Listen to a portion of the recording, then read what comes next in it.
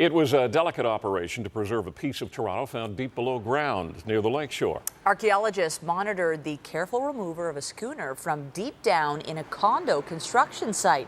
The artifact dates back to the 1830s. It's the oldest vessel ever discovered in Toronto. CTV's Austin Delaney joins us now from Queen's Wharf, that's near Bathurst and Fort York Boulevard, with more on the removal and what happens to this old schooner next. Austin. Michelle, what a find. Historians are giddy about it. They think it's American built and was used in the construction of the Queen's Wharf.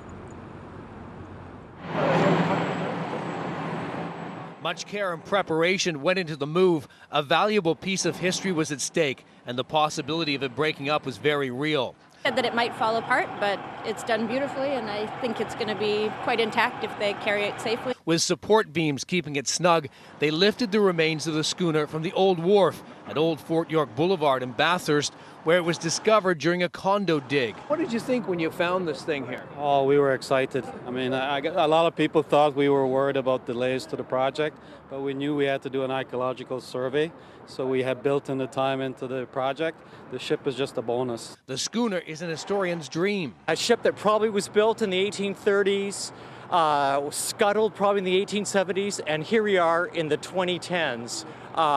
Bring it back to public view. It was likely scuttled and used as landfill. The original wharf began back there at Front Street by that black and red building. The schooner was found here, where the wharf extended about 500 meters. It was found in infill. That infill continued over time all the way to the lake, to what we now know as Harborfront. It is thought to have once looked like this schooner from the 1900s, a find for archaeologists and historians. It's interesting that it has, we think it's got a double keel, so there's the original keel that's built into it, and then they seem to have slapped a second keel underneath it.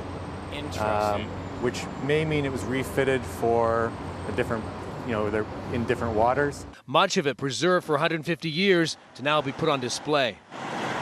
It's on its way to Fort York right now, where it will remain for a couple of years, and when the decking's complete on the Gardner, it will be moved to underneath the Gardner to the visitor center at Fort York for everyone to see. Reporting live, I'm Austin Delaney.